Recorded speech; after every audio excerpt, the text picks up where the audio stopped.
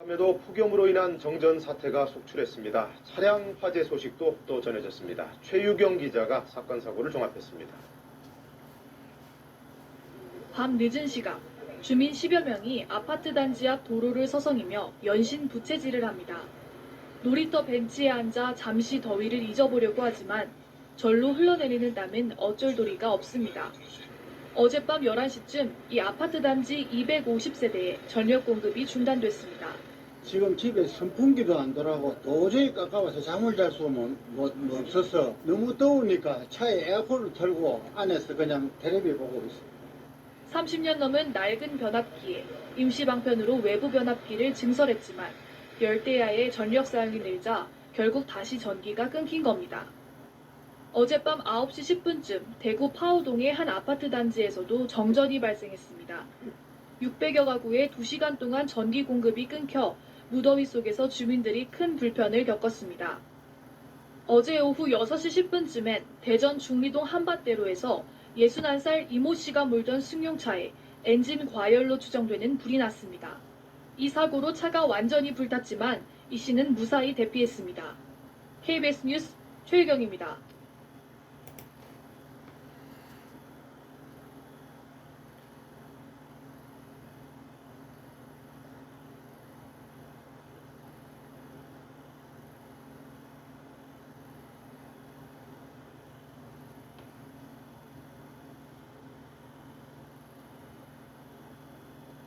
이렇게 열대야가 계속되면서 전력 사용량이 급증하자 곳곳에서 정전 사고가 잇따르고 있습니다. 특히 수도권 신도시의 오래된 아파트들은 전기 설비가 낡은 곳들이 많아서 열대야 속 정전 사고가 유독 집중되고 있습니다. 오은희 기자가 취재했습니다. 정전 복구 하루 만에 또 전기가 끊긴 아파트 단지. 25년 넘은 변압기 넉 대 중 문제된 한 대만 교체했다가 다른 변압기가 고장난 겁니다. 다른 변압기가 또 나간 것 같아요, 지금 현재. 주민으로서는 답답하고 불안하고 그런 상황이죠. 13시간 넘게 정전돼 300여 가구가 찜통더위에 고통스러운 밤을 보냈습니다. 고양시 아파트에서도 23년 된 전기 설비가 문제돼 어젯밤 9시 반부터 20시간 넘게 전기 공급이 끊겼습니다. 냉장고 안에 있는 음식물 쓰레기가 된 거잖아요, 이제. 이거를 다 어떻게 처리를 해야 될 건지 이거 치우는 게 제일 스트레스인 것 같아요. 고양시와 성남시에선 최근 닷새 동안 아파트 단지 각각 3곳에서 전기가 끊겼습니다. 모두 지어진 지 20년 넘는 곳들입니다. 실제 7월 한 달 신고된 아파트 정전은 모두 91건. 15년 미만 신축 아파트에 비해 25년 이상 아파트는 정전 발생률이 10배 가까이나 됩니다. 준공 당시 전력 사용량에 맞춰진 전기 설비가 늘어난 전력량을 감당 못한 게 주요 원인입니다. 냉방기기라든지 스마트 기기가 많이 활용되고 보급되어 있기 때문에 현실하고는 좀 안 맞는 부분이 없지 않아 있습니다. 따라서 오래된 노후화된 변압기에서는 적정 용량으로 교체를 해주시는 게 폭염으로 당분간 한밤중 전기 수요가 늘어날 것으로 보여 일기 신도시 아파트들의 노후한 전기 설비를 정비하는 것이 시급한 실정입니다. KBS 뉴스 고은입니다.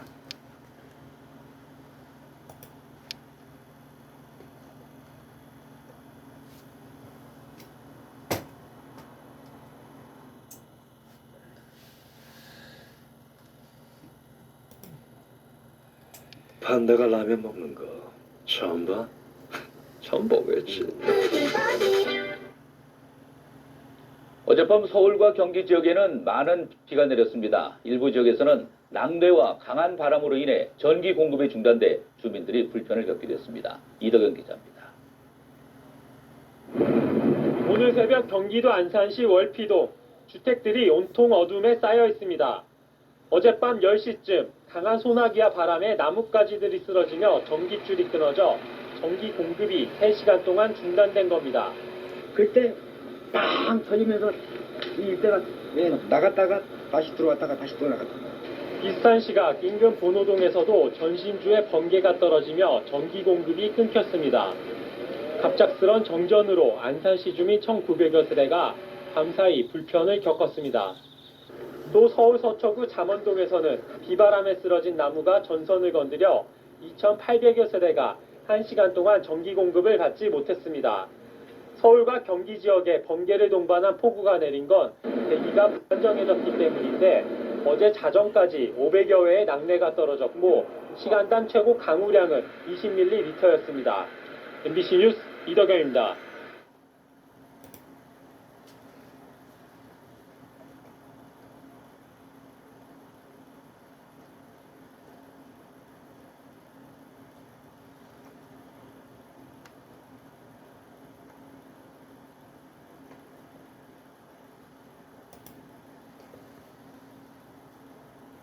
어젯밤부터 오늘 오전까지 거센 비바람이 불며 전국 곳곳에 피해 신고가 잇따랐습니다.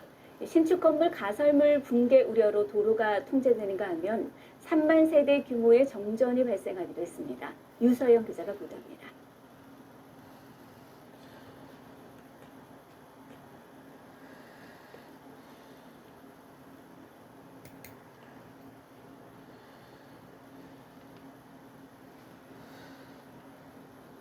통행이 제한된 도로에 소방차와 구급차가 늘어섰고 공사 중인 고층 건물 주변에 쳐둔 가설물이 위태롭게 기울어져 있습니다. 오늘 오전 7시 반쯤 서울 마포구의 한 신축 오피스텔 공사 현장에서 붕괴 우려 신고가 접수됐습니다.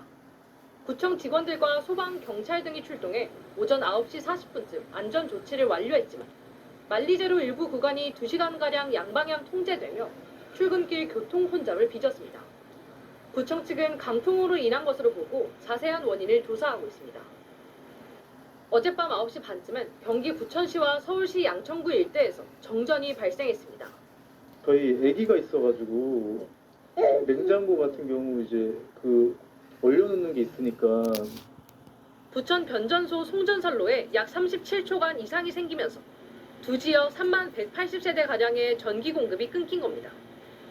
복구 작업은 밤 11시쯤 완료됐지만 부천에선 한때 아파트 등 주택 4곳의 엘리베이터에 주민 총 17명이 갇혀 구조 작업이 이뤄졌습니다. 한전 측은 갑작스런 강풍과 폭우가 영향을 미쳤는지 등을 포함해 원인을 조사 중입니다. 수도권 곳곳에선 새벽 시간 비바람 피해가 잇따랐습니다. 경기 의정부시에선 강풍에 가로등이 넘어지고 지붕 패널이 날아가 차량을 덮치는가 하면 수원시에선 도로가 150m가량 침수돼 소방당국이 배수 작업을 벌였습니다.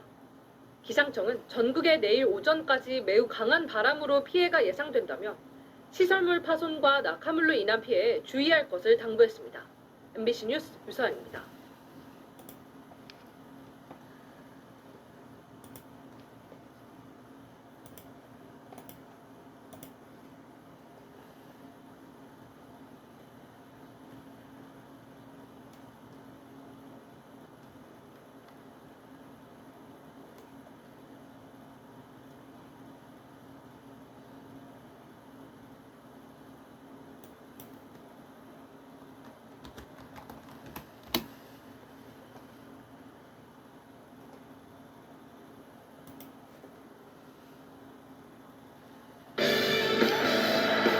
인생의 모든 순간 하나뿐인 내 편 하나은행. 이번 태풍은 남해에서 북으로 관통하며 한반도 전체가 직접 영향권에 들 것으로 예상됩니다. 큰 피해도 우려되는데요. 역대 어떤 태풍이 얼마나 많은 피해를 남겼는지 김민욱 기자가 정리했습니다. 지난해 9월 경남 해안에 상륙한 슈퍼태풍 흰남노. 11명이 숨지고 1명이 실종되는 피해를 안겼습니다. 특히 경북 포항에 한 아파트 지하주차장이 침수되며 7명이 숨지는 참사가 발생했습니다. 가장 큰 비 피해를 안긴 태풍은 2002년 8월 한반도를 강타한 누사입니다. 강원도 강릉에 하루 800mm가 넘는 물폭탄이 쏟아졌습니다.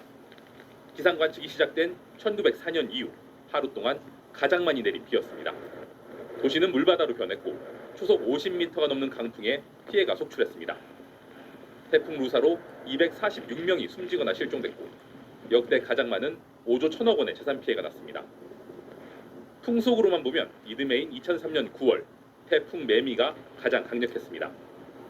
초속 60m의 기록적인 강풍에 수백 톤의 대형 크레인이 엿가락처럼 휘었습니다. 단 하루 만에 전국이 쑥대밭이 됐고 4조 2천억 원의 재산 피해가 발생했습니다. 인명 피해로만 보면 1959년 한반도를 휩쓴 사라가 849명으로 해방 이후 가장 피해가 컸고 1972년에 발생한 베티도 550명이 숨지거나 실종되는 피해를 남겼습니다. MBC 뉴스 김민욱입니다. 이번 태풍은 남에서 북으로 관통하며 한반도 전체를 직접 영향권에 둘 것으로 예상됩니다.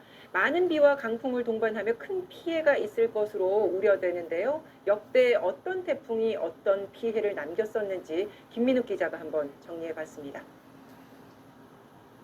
지난해 9월 경남 해안에 상륙한 슈퍼 태풍 흰남노. 11명이 숨지고 1명이 실종되는 피해를 남겼습니다. 특히 경북 포항에 한 아파트 지하 주차장이 침수되며 7명이 숨지는 참사가 발생했습니다. 가장 큰 비 피해를 남긴 태풍은 2002년 8월 한반도를 강타한 루사입니다. 강원도 강릉에 하루 800mm가 넘는 물폭탄이 쏟아졌습니다. 기상 관측이 시작된 1904년 이후 하루 동안 가장 많이 내린 비였습니다. 도시는 물바다로 변했고 초속 50m가 넘는 강풍에 피해가 속출했습니다. 태풍 루사로 246명이 숨지거나 실종됐고 역대 가장 많은 5조 1천억 원의 재산 피해가 났습니다. 풍속으로만 보면 이듬해인 2003년 9월 태풍 매미가 가장 강력했습니다. 초속 60m의 기록적인 강풍에 수백 톤의 대형 크레인이 엿가락처럼 휘었습니다. 단 하루 만에 전국이 쑥대밭이 됐고 4조 2천억 원의 재산 피해가 발생했습니다. 인명 피해로만 보면 1959년 한반도를 휩쓴 사라가 849명으로 해방 이후 가장 피해가 컸고 1972년에 발생한 베티도 550명이 숨지거나 실종되는 피해를 남겼습니다. MBC 뉴스 김민욱입니다.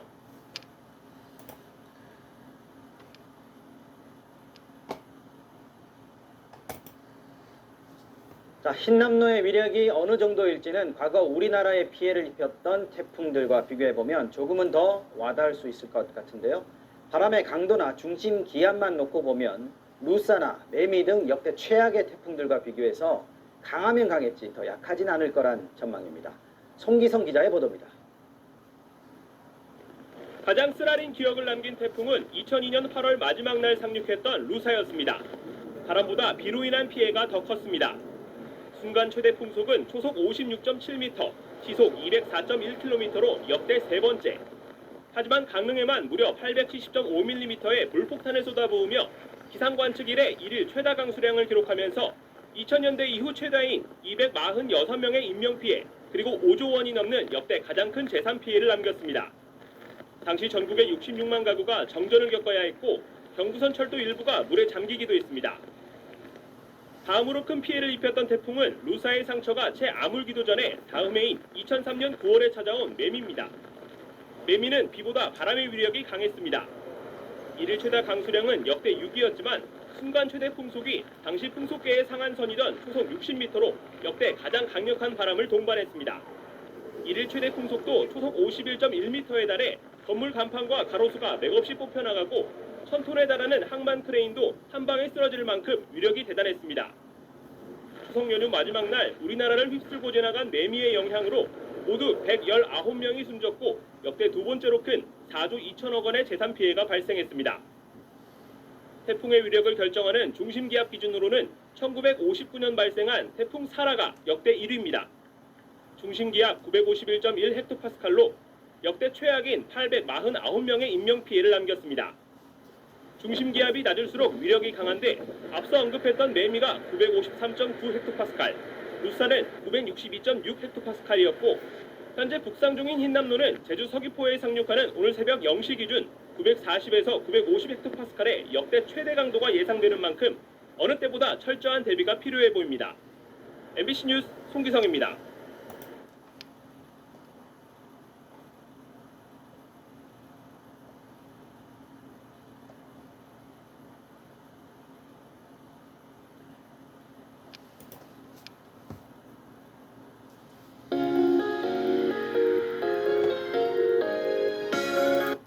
태풍은 우리의 생명과 재산을 가차없이 앗아가기도 합니다. 역대급 태풍이 우리나라에 어떤 피해를 남겼는지 김정호 기자가 되돌아봤습니다. 태풍에 이름을 붙이기 시작한 2차 대전 이후 우리나라에서 가장 많은 목숨을 앗아간 것은 사라였습니다. 1959년 9월 15일부터 나흘 동안 모두 849명이 숨지거나 실종됐습니다. 2000년대 들어서는 지난 2002년 루사가 246명으로 가장 인명피해가 컸습니다. 재산 피해를 놓고 보면 루사가 5조 1,479억 원으로 가장 컸습니다. 1년 뒤 발생한 매미도 4조 원이 넘는 막대한 피해를 남겼습니다. 루사는 가장 많은 비를 뿌린 태풍으로도 기록됐습니다. 강릉 지역에 지난 2002년 8월 31일 단 하루 동안 무려 870.5mm라는 물 폭탄을 쏟아부었습니다. 가장 강한 바람은 매미가 몰고 왔습니다. 2003년 9월 12일 제주에서 순간 최대 풍속이 초속으로 60m가 관측됐습니다. 매미의 강풍 위력은 엿가락처럼 휜 부산항 대형 크레인이 그대로 보여졌습니다. 큰 상처를 남긴 이른바 역대급 태풍, 다시는 소 잃고 외양간 고치지 말라는 경고도 함께 남겼습니다. YTN 김종호입니다.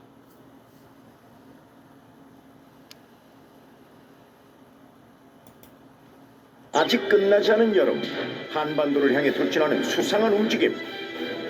네, 올여름엔 집중호우가 예년보다 더 많이 쏟아지고 태풍도 거세질 것으로 보입니다. 지금껏 한 번도 경험하지 못한 여름철 최악의 재난, 슈퍼 태풍. 한순간 모든 것을 핥히고 사라지는 이 끔찍한 재앙이 현실로 닥쳐온다면 어떻게 대처하시겠습니까? 슈퍼 태풍에서 살아남는 법, 위기 탈출 넘버원에서 알려드립니다. 힘없이 쓰러진 가로수와 유리창 파편들로 낭자한 거리, 이 처참한 현장을 기억하십니까? 2003년 우리나라를 강타한 초대형 태풍 매미가 핥히고 간 직후의 모습인데요.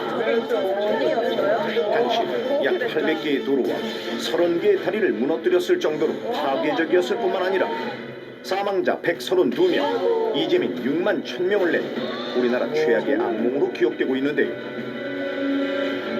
이처럼 강력한 돌풍과 함께 집중호우, 해일을 동반하는 총체적 재난, 태풍. 지난 10년간 우리나라 재난 피해의 1위를 차지하고 있을 만큼 그 피해가 막대합니다. 특히 올해는 그보다 더 강력한 슈퍼 태풍이 북상할 것으로 예측되고 있어 그 어느 때보다 철저한 대비가 필요한 상황. 그렇다면 슈퍼 태풍의 위력은 과연 어느 정도일까요? 우리나라 기상관측 이래 가장 강력한 태풍이었던 매미는 순간 최대 풍속이 초속 60m 이상으로 4등급 대형 태풍에 해당하는데요.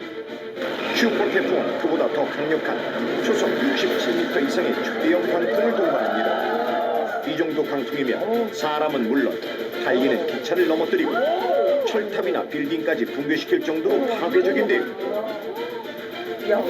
실제로 지난 2013년 슈퍼 태풍 하이엔의 대참사를 겪은 필리핀.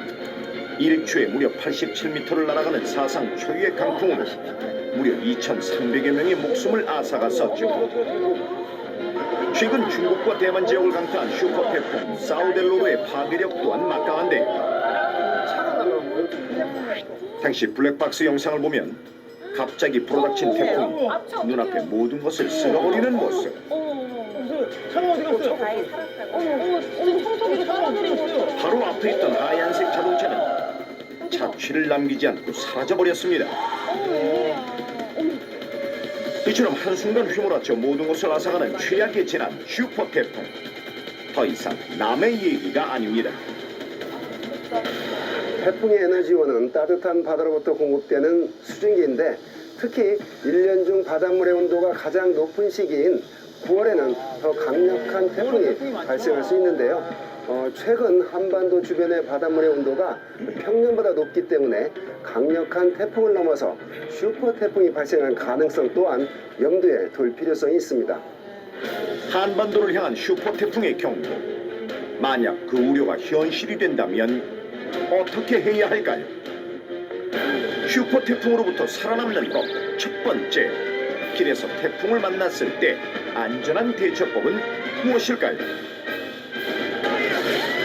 태풍의 가장 큰 무기는 순간적으로 휘몰아치는 강풍이라고 할 수 있는데요. 지금부터 초대형 강풍기와 강철벽이 동원된 태풍 모의 실험 세트에서 그 위험성을 확인해 보겠습니다. 올바른 선택은 우리의 경험을 정의합니다. 그리고 우리의 엄선된 취향을 반영합니다. 당신 거리에 길에서 흔히 볼 수 있는 물건들과 마네킹을 설치한 뒤 초대형 강풍기 작동 시작. 중대형 태풍과 맞먹는 초속 40m의 강풍이 몰아치자마자 온갖 물건들이 바람에 사정없이 날아가 버리는데 순식간에 실험장은 아수라장이 되어버렸습니다. 실험 영상을 다시 한번 살펴보면 날아오는 물건이 마네킹의 안면부를 그대로 강타하는 모습 보이십니까? 이처럼 길에서 흔히 볼 수 있는 물건들은 강풍을 만나는 순간 눈 깜짝할 사이에 흉기로 돌변한다는 사실. 이번에는 길에서 쉽게 볼 수 있는 철제 소재의 입간판을 세워두고 초속 40m의 강풍기를 다시 작동해 보겠습니다. 시작과 동시에 빠른 속도로 밀려가더니 순식간에 돌진. 어린이 마네킹을 전면으로 덮치는데 되게 무거운 건데도 저런. 이처럼 날아오는 입간판에 몸집이 작은 어린아이들이 부딪혔을 경우 큰 부상을 입게 되는 건 불보듯 뻔한 일입니다. 따라서 태풍이 오기 전에 입간판은 물론 날아갈 위험이 있는 물건들은 미리 실내로 치워두는 것이 안전합니다. 그리고 거리에서 태풍을 만났을 때의 위험성은 이뿐만이 아닌데요. 여기서 안전용품 획득 퀴즈. 길에서 태풍을 만났을 때 우리가 흔히 하는 사소한 행동 때문에 자칫 큰 사고로 이어질 수도 있는데요. 과연 이 행동은 무엇일까요? 네, 이번 문제는 안전용품 획득 퀴즈입니다. 정답을 맞히신 분께는 다양한 화재를 진압할 때 쓸 수 있는 다기능 소화검을 드리고요. 네. 매년 여름이면 사실 태풍으로 인한 피해가 굉장히 많은데 세 분은 어떠세요? 뭐 그런 경험이나 혹은 아는 형님께서는 네네. 이제 전화가 오셨더라고요. 아버지께서 네. 그 배가 산에 가 있더라. 아침에 매미 왔을 때예요. 매미가 왔을 때 아침에 통 나와 보니까 배가 없더래요. 그래서 배가 어디 갔지? 해가지고 뒤를 딱 봤는데 산에 배가 바람 때문에 네네, 날아간 거예요. 저도 매미 때 고3 때였거든요. 네. 학원에서 나왔는데 물이 여기까지 차 있는 거예요. 네, 나왔는데 여기까지 차 있어갖고 집까지 오물과 같이 함께 걸어갔어요. 음식물 쓰레기랑 이런 것들이 다 떠다니고. 이 정도 네. 찼다는 거 보니까 지민 씨한테 이 정도가 그렇게 큰 피해는 아니에요.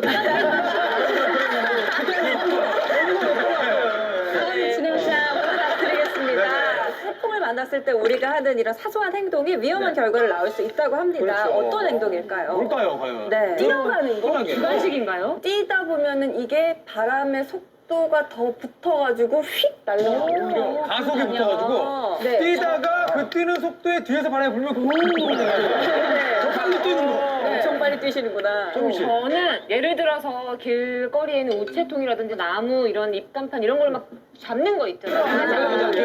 그러면 사람이 이거를 매달린 힘까지 합쳐져가지고 통째로 날아가는 수가 있을 것 같아요. 외려 땡기는 힘이 생겨서. 그렇죠. 저는 그 간판이나 이런 데 밑에 숨는다. 숨는다. 이렇게 숨으려고 하는 게 그게 떨어지면서 이제 바로 숨는다, 매달린다, 잡는다. 네, 그죠. 매달린다, 잡는다. 길에서 태풍을 만났을 때 사고로 이어질 수 있는 위험한 행동. 정답은 우산을 쓰는 행동입니다. 비바람이 불면 누구나 가장 먼저 찾게 되는 우산. 하지만 이처럼 바람을 마주보고 우산을 쓰는 습관이 오히려 당신의 목숨을 위협할 수 있다는 사실 알고 계셨습니까? 과연 우산을 쓰는 습관이 왜 목숨을 위협할 수도 있을 만큼 위험한지 지금부터 실험을 통해 확인해 보겠습니다. 만약의 사고를 대비해 119 구조대원이 지켜보는 가운데 보호장비를 갖춰 입은 스턴트맨이 강풍에 맞설 준비를 하는데요. 강풍의 세기는 사람이 제자리에서 최대한 버틸 수 있는 초속 30m. 강풍기가 작동되자마자 중형 태풍과 맞먹는 강한 바람이 스턴트맨을 덮칩니다. 중형을 거세게 부는 바람을 힘들어하는 스턴트맨. 하지만 제자리에 서서 두 다리로 버틸 수 있고 조금씩 앞으로도 걸어갈 수 있을 정도인데요. 스턴트맨이시니까 저 정도인 거예요. 자, 그렇다면 이번엔 우산을 쓰고 강풍기 앞에 선 스턴트맨. 이전과 동일한 초속 30m의 강풍기가 작동하는데요. 시작부터 비틀거리며 버티기 힘들어하는 모습. 앞으로 걸어가기 위해 발을 떼보지만 오히려 뒤로 밀려나고 결국 그걸 잃고 마는데요. 심지어 갖고 있던 우산을 주체하지 못한 채 뒤로 뻗치고 마는 스턴트맨. 우산의 상태는 그야말로 만신창이가 되어버렸습니다. 태풍이 불 때 강한 바람을 피하기 위해 우산을 앞쪽으로 쓰게 되면 오히려 우산의 바람이 맞는 면적이 넓어지게 됩니다. 이는 우산이 독과 같은 역할을 해서 순간적으로 바람의 힘을 극대화시키기 때문에 우산을 쓰는 행동은 굉장히 위험할 수 있습니다. 우산과 같은 원리로 겉옷의 지퍼나 단추를 채우지 않고 외출하는 건 역시 위험합니다. 바람이 옷 안쪽으로 들어가면서 낙하산과 같은 형태가 되는데요. 이때 옷 안쪽에서 맴도는 바람의 힘 때문에 몸을 가누기 힘들어지는 것. 따라서 태풍을 비롯한 강한 바람이 불 땐 외투의 지퍼나 단추를 단단히 채우고 우산 대신 우비를 착용하는 것이 안전하겠습니다. 슈퍼 태풍으로부터 살아남는 법 두 번째, 집에서 태풍을 만났을 때 가장 안전한 대처법은 무엇일까요? 태풍이 발생하면 강한 바람과 번개로 전봇대가 쓰러지거나 고압선이 끊기면서 정전 사태로 이어지는데요. 실제로 지난 2002년 불어닥친 태풍 루사는 전국의 116만 가구를, 그 다음 해에 발생한 매미는 무려 140만 가구를 한순간에 암흑으로 만들었었죠. 태풍으로 정전이 된 이때 자칫 잘못 대처하면 감전사고나 화재, 폭발사고로 이어질 수 있다는 사실. 정전이 되면 곧바로 차단기에 레버를 내려 과열이나 합선사고와 같은 2차 사고를 예방하고 다시 전기가 들어왔을 때 누전사고가 발생하지 않도록 가전제품의 콘센트를 모두 뽑아놓아야 합니다. 하지만 그보다 더 주의해야 할 이것. 지금부터 이 소리를 주목해 주십시오.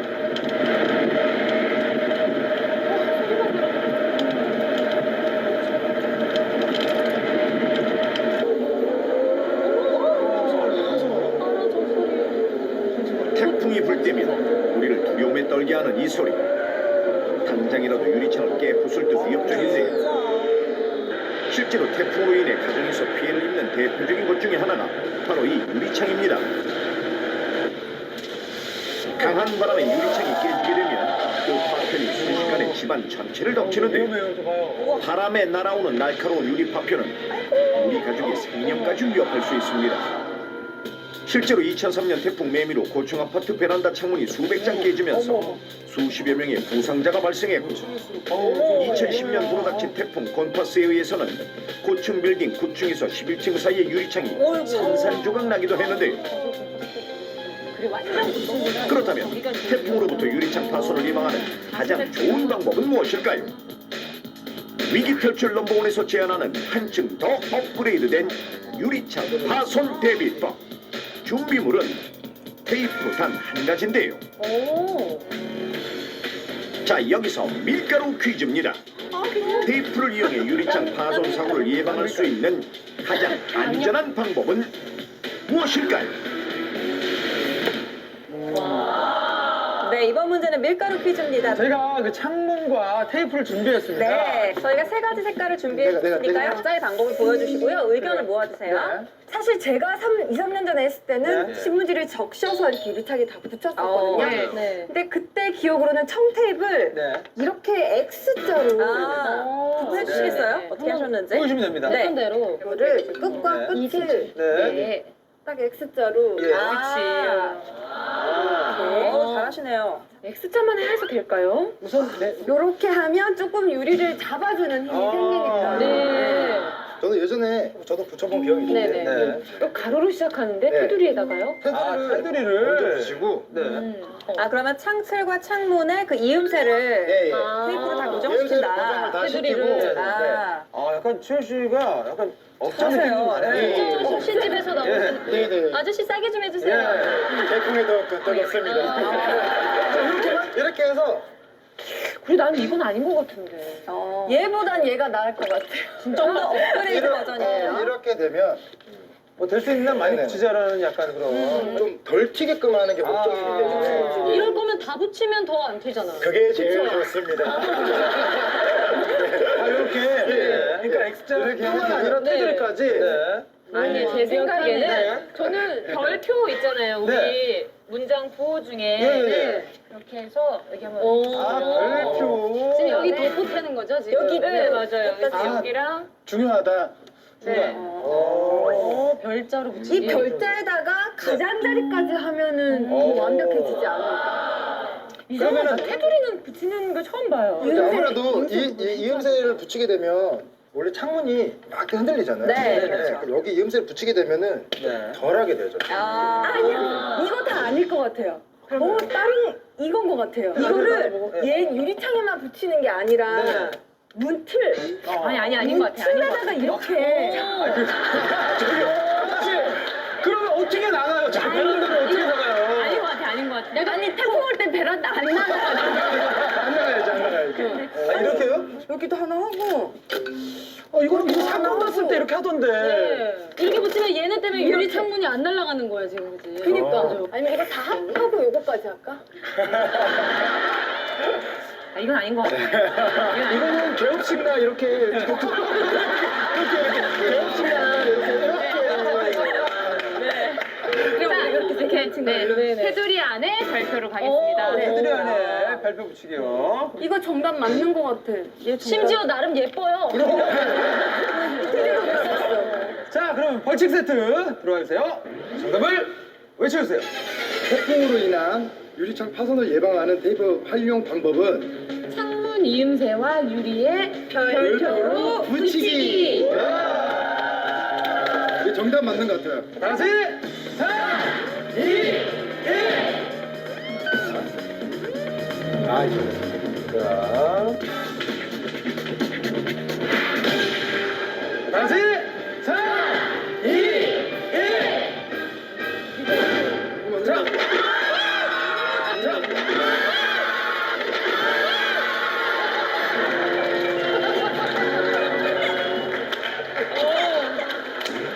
태풍으로부터 유리창 파손 사고를 예방하는 가장 안전한 방법은 과연 무엇일까요? 될것 같습니다.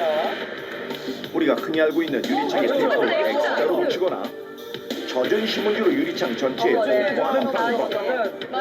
2시간에 한 번씩 물을 뿌려줘야 한다는 번거로움뿐만 아니라 강력한 태풍에 대비하기에는 역부족인데요. 정말요? 특히 슈퍼 태풍이 예고된 올해는 그보다 더 강력한 대비책이 필요한 상황. 뭐? 자몽맛도 마시고 싶다고? 잠깐만. 자, 여기. 자, 지금부터 국립재난안전연구원과 위기탈출 넘버원에서 제안하는 테이프를 활용한 유리창 파손 대비법, 그 정답을 공개합니다.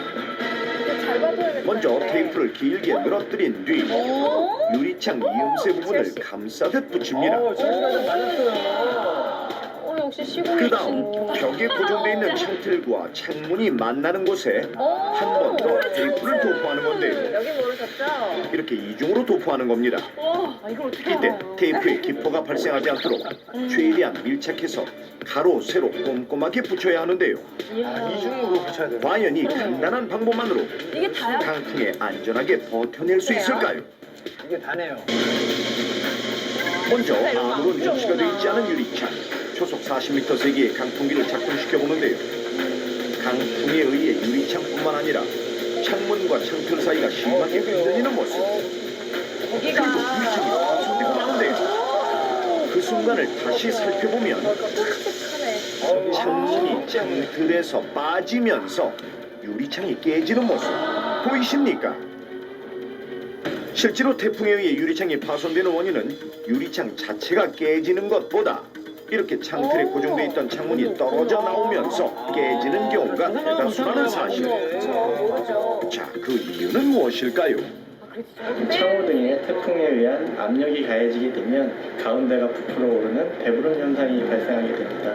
일부 노후창호 같은 경우 이런 배부름 현상에 의해서 창짝이 창틀에서 이탈되어 파손되는 위험성이 있는데요. 창틀과 창짝에 테이핑을 해주게 되면 이러한 위험성을 감소시킬 수 있습니다. 따라서 테이프로 유리창 이음새를 고정해 유리창 자체의 흔들림을 감소시키고 창문과 창틀을 한 번 더 고정해 창문이 떨어져 나가는 것을 방지하는 건데요. 이전 실험과 동일하게 초속 40m 세기의 풍압을 가해보겠습니다. 풍압이 점점 강해지자 유리창이 부풀어 오르는 모습 보이십니까? 하지만 테이프의 접착력이 창문이 창틀에서 빠지지 않도록 단단히 고정해 주는데요. 자, 이렇게 실험을 통해 밝혀진 테이프의 위력. 꼭 기억하셔서 유리창 파손 사고로부터 가족의 안전을 지켜주십시오. 또 한 가지 유리창이 깨지는 순간 가장 큰 문제가 되는 것이 바로 유리 파편인데요.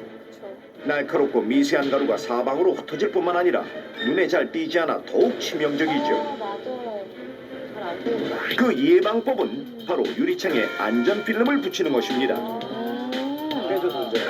만약 안전 필름이 없다면 집안에 있는 코팅지와 랩을 이용해 비슷한 효과를 낼 수 있습니다. 코팅지나 랩을 유리창에 밀착시켜 붙이기만 하면 끝! 강한 충격에도 유리 파편이 사방으로 흩어지지 않고 고정되는 모습인데요. 잡아주네요. 또한 커튼을 쳐두는 건 역시 유리창이 깨지는 순간 파편을 아래쪽으로 떨어뜨려 사방으로 넓게 튀는 것을 방지할 수 있습니다. 올여름 슈퍼 태풍의 위협으로부터 살아남는 법, 위기 탈출 넘버원에서 다시 한번 알려드립니다. 첫 번째, 간판이나 화분 등 태풍에 날아갈 위험이 큰 물건은 미리 실내로 치워둬야 합니다. 두 번째, 만약 외출해야 한다면 우산보다는 우비를 착용하는 것이 안전합니다. 세 번째, 태풍이 오기 전에 테이프를 이용해 유리창 이음새에 한 번, 창틀과 창문 사이에 한 번, 이렇게 이중으로 고정하면 유리창 파손 사고를 보다 안전하게 예방할 수 있습니다. 지금껏 한 번도 경험해보지 못한 최악의 재난 슈퍼 태풍. 철저한 대비만이 우리 가족의 안전을 지킬 수 있습니다. 유럽 치즈 3대장이 나영씨 이거 빨리 처리하자. 오늘까지 부탁해. 나영씨. 이런 환경에서는 업무 능률이 뜨거운 태양, 끓어오르는 열기, 신나는 휴가와 과학이 있는 한여름의 절정 8월. 하지만 태풍의 절정 역시 8월이라는 사실 알고 계셨습니까? 태풍은 주로 6월에서 9월 사이에 오고 그 중에서도 무려 40%가량이 8월에 집중되어 있는데요. 순식간에 전국을 아수라장으로 만들고 강력한 파괴력으로 돌이킬 수 없는 엄청난 피해를 남기는 태풍. 그런데 올해는 초강력 태풍, 이른바 슈퍼 태풍이 올라올 가능성도 높다는 분석입니다. 슈퍼 태풍이란 초속 60m 이상의 무시무시한 강풍을 말하는데요. 최근 6월부터 30도를 웃도는 불볕더위와 태풍이 만들어지는 북태평양 부근의 수온이 상승하는 등 급격한 기온 변화로 인해 슈퍼 태풍이 예고되고 있습니다. 슈퍼 태풍은 강력한 비바람으로 재산 피해는 물론 인명 피해까지 일으켜 더욱 위험한데, 실제로 국가태풍센터가 발표한 풍속에 따른 역대 태풍 순위를 비교한 결과 3위는 2002년 5조 1,479억 원이란 엄청난 재산 피해를 발생시킨 태풍 루사. 2위는 초속 58m의 초대형 강풍을 몰고 온 뿌라비룬.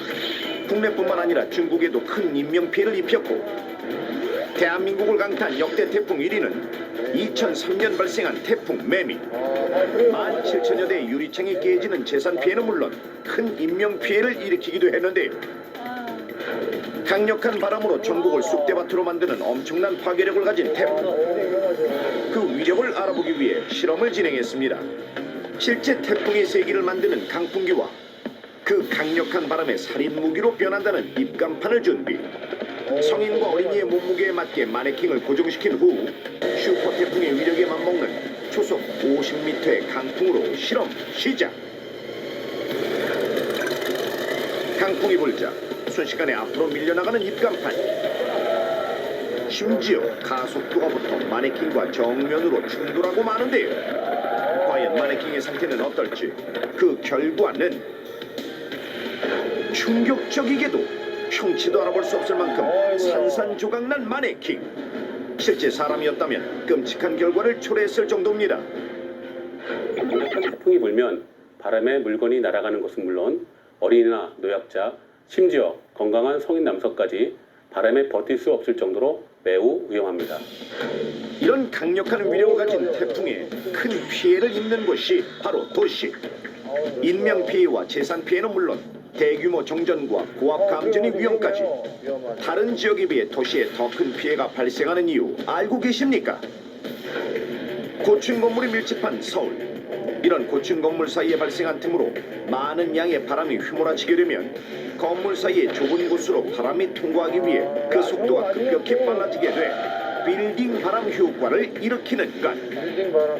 이 모습은 마치 마릴린 먼로의 치마가 뒤집히는 것과 비슷하다고 해서 일명 먼로 바람이라고도 불리기도 하는데요. 그렇다면 도시에서 바람의 속도와 방향은 어떻게 달라지는지 실험을 통해 알아보겠습니다. 고층 건물로 인한 바람의 변화를 알아보기 위해 실제 도심을 축소한 미니어처를 준비하고 바람의 변화를 알 수 있도록 연기를 함께 주입하고 바람의 이동 경로를 관찰해 보는데 바람이 건물에 닿기 전에는 변화가 거의 없는 반면 바람이 도심 지역에 닿자마자 바람길이 막히고 여러 갈래로 흩어지면서 돌풍을 일으키는 것이 바로 빌딩 바람 효과. 만약 이런 고층 빌딩이 많은 도시에 태풍이 불게 되면 그 위력 역시 2배 이상 커지게 되고 심지어 돌풍으로 바뀐 태풍은 유리창 파손, 간판 날림 등 태풍에 의한 2차 피해의 원인이 되는 것. 태풍의 바람이 건물 사이를 빠져나가면서 굉장히 강해지게 돼서 예를 들어서 가로수라든지 전신주와 같은 것들을 뽑아낼 정도로 강한 바람이 됩니다. 특히 초속 20m 이상의 바람이 부는 경우에는 그와 같은 것들이 날아갈 정도의 강한 바람이어서 인명피해라든지 재산피해 같은 것들이 크게 우려가 됩니다. 따라서 그와 같은 시기에 철저히 대비가 필요하다고 할 수가 있겠습니다. 실제 태풍 볼라벤이 지나간 2012년 고층 아파트 주차장에 있던 경비원 박모 씨가 강풍에 날아온 컨테이너 박스에 깔려 숨지는 사고가 발생했고 2010년 태풍 곰파스로 인해 부러진 가로수에 머리를 맞은 남성이 사망하는 사고가 발생하기도 했습니다. 이렇듯 엄청난 피해를 주는 도시 태풍에서 살아남을 수 있는 생존의 비법은 무엇일까요?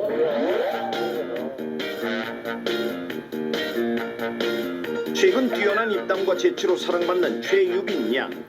빼어난 연기력을 자랑하는 배우 최재원 씨가죠. 평소 안전 최우선을 외치며 사소한 것 하나도 놓치지 않는 붕어빵 부녀인데요. 아빠, 드디어 때가 왔어. 딸, 드디어 이제 우리가 슬슬 시작해볼까? 이 부녀의 최대 관심사는 올여름 예고된 슈퍼 태풍. 기초부터 탄탄히를 외치며 태풍의 모든 것을 연구하고 밤잠까지 설쳐가며 태풍 대비에 여념이 없는데 태풍의 쓰레기가 날아갈 것에 대비해 꼼꼼하게 치우고 강력한 바람에 날아갈 수 있는 물건은 뭐든지 실내에 들여놓습니다. 형님! 아유, 안 돼요, 안 돼. 유빈 아빠, 무슨 일이야? 유빈아, 위험해. 이 입간판 있잖아. 유빈이한테 살인 무기가 될 수도 있어. 위험해. 살인 무기는 무슨...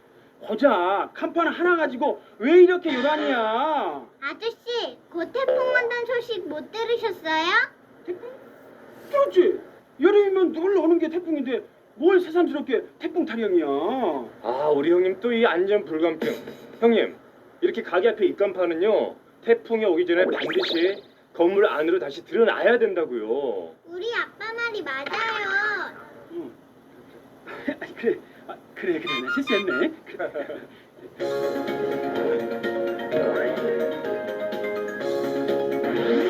아, 뿌듯하다. 유빈아, 우리 이제 태풍 대비해서 이제 뭐 빠진 거 없겠지? 에이, 아빠. 제일 중요한 게 빠졌잖아. 뭔데? 할아버지. 아, 역시 우리 유빈이는 안전 왕. 할아버지 전화해보자. 네, 아버지. 저 유빈이가 할아버지한테 꼭 좀 전화라는 말이 있어서요.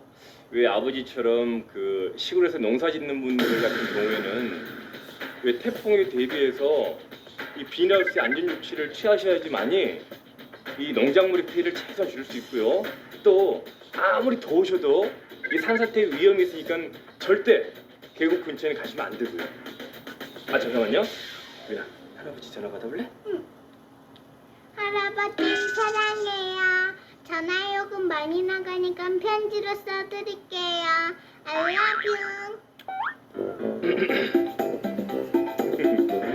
태풍 대비 용품들을 잔뜩 펼쳐놓고 심각한 표정으로 앉아있는 부녀. 근데 유빈아, 작년에 우리 준비하면서 너무 고생 많이 하지 않았니? 신문지 잘 붙지도 않고. 2시간에 한 번씩 일어나가지고 물 뿌리고 잠 다 설쳐버리고. 그러니까 내 말이 태풍 잡다가 사람 잡을 뻔했다니까. 지난해 강력한 태풍 볼라벤의 피해에 대비하기 위해 사용했던 신문지요법. 하지만 번거롭다는 단점이 있었는데요.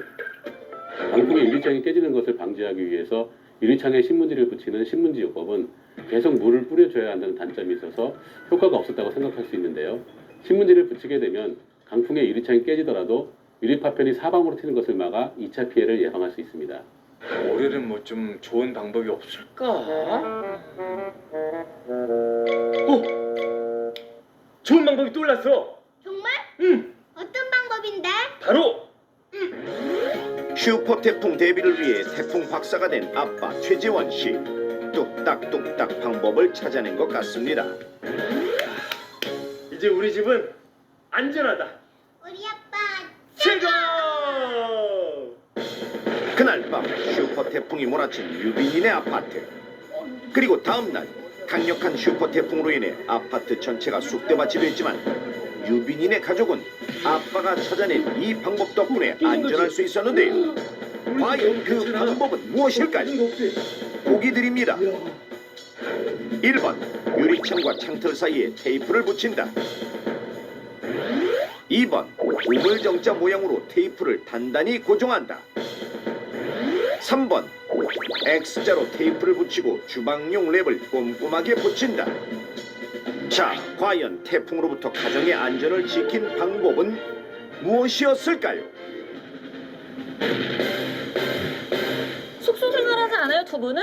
그쵸, 저희는 숙소 생활 네 하고 있어요. 하다 보면 그 태풍 이런 거 그래요. 하나? 그 매니저분들이 출연이 오셔가지고 야 오늘 이렇게 해야 된다 뭐 이런 얘기 안 하세요? 저번에 예, 매니저 예. 분들이랑 야, 이거 저희 게스트 친구들이랑 네. 같이 신문 붙이기 아 했었구나. 했었어요. 네. 자 이제 우물장장까지 했고요. 자 노란색 테이프 주세요. 노란색 테이프. 아니 됐다 이거. 이게 되게 안전해 보이긴 한다. 이게 약간 꼼꼼해 보이긴 해요, 그죠? 자, 들어볼게요. 세 개 한번 들어봐요. 그게 가운데로 가고. 야. 자, 두 분 생각은 어때요? 근데 저는 솔직히 이게 튼튼해 보이는 게 이게 비유가 맞는지는 모르겠지만 네. 이도 잇몸이 튼튼해야 되잖아요. 그렇죠. 이 가장자리가 튼튼하면 네네. 창문도 튼튼하지 않을까. 아 그럴 수 있죠. 전 근데 사실 저 1번은 요섭 씨는 굉장히 이 튼튼할 것 같다고 하는데 이 가운데 쪽이 굉장히 좀 불안해서 괜찮겠어요? 사실 지금 이 유리창보다는 우리 이제 거실 유리창처럼 큰 유리창일 때는 유리창. 가운데 쪽이 너무 사실 비어있기 때문에 좀 위험하지 않을까 싶은데요. 이게 제일 튼튼할 것 같아요. 뭐 하나라도 더 해놓는 게 그러니까 그렇죠. 다다익선이라고. 네. 그렇죠. 뭐라도 하나 하니까. 더 하니까. 좋아요. 그러면 이건 어떤 것 같아요? 우물정자. 이건 쓸모가 있겠죠. 이것도 있겠는데. 이거는 그 효과는 있을 것 같아요. 뭐냐면 깨졌을 때 이 파편들이 많이 흩어지지 않게 할 수 있는 효과는 좀 있지 않을까 싶어요. 이게 왜냐면 다 많이 잡아주고 있기 때문에. 근데 저는 사실 이게 X자를 붙이는 게 끝에서 이렇게 잡아주니까 중심서부터 잡아주기 때문에 훨씬 힘이 그만 치시라고 그만. 그래. 아니 확실히 힘이 좀 더 받는 것 같아요. 왜냐면 이건 중심이 비어 있잖아요. 그러겠네. 예, 그래서 압이 왔을 때. 예, 가운데서부터 이게 딱 잡아주기 때문에 좀 안정적으로 보이거든요. 볼 때는. 그렇죠. 일단 이건 아닌 것 같아요. 이거요? 네. 이건 버리죠. 버릴 것까지는 되게 잘 받아들이는 스타일이네요. 열려 있어요 저는. 열려 있네요 진짜. 깜짝 열려 별로 안 있는데요? 세고. 예. 선배님 제 생각에는요. 예. 아까 말했듯이 뭐라도 하나 더 하면 뭐라도 하나 더 하면. 그런 말 있잖아요. 백지장도 붙들면 낫다. 맞들면 낫다. 맞들면 낫다. 맞들면 낫다. 괜찮아. 맞들면. 막 뜨는 게 아니고 맞들면. 그러니까 뭐라도 힘을 합쳐서 깨지면 감싸주고. 이거는 진짜 깨지면 이건 사실 가는 거잖아요. 그렇죠. 유리창을 밖으로 가야 되잖아요. 그렇죠. 밖으로도 가야 되고 찰떡궁합이다. 많이 가야 되죠. 네, 맞아요. 그러니까. 근데 어떤 뭐 다른 원리나 이런 것보다는 어쨌든 그냥 느낌이 딱 봤을 때 안전하다. 형 딱 봤을 때 강하다. 그렇죠. 느낌은 못 속이니까 사람이 느낌. 그래요, 맞아요. 촉이 있잖아. 그렇죠. 강하다. 이거 맞을 것 같은데. 정답을 확신합니다. 확실해요? 네. 신네요? 갑자기 저기서 여기 오는 사이 이렇게 확실했어요. 성규군한테 지금 확 꽂혔던 게 그 말이에요. 뭐라도 하나라도 더 하는 게 낫지 않냐는 말에. 그렇죠. 사실 굉장히 이제 설득력이 다른 있어요. 것보다 이제 단순하지만 예. 원래 둘이서 싸울 때 더 세잖아요. 아, 그러니까 뭐 이렇게 싸움이 아니라 그렇죠. 어떤 세상과 싸울 때. 예. 그렇죠. 그래. 그래요. 진짜 또 예. 그렇게 하면 낫다. 그럼요. 하나, 둘, 셋. 3번.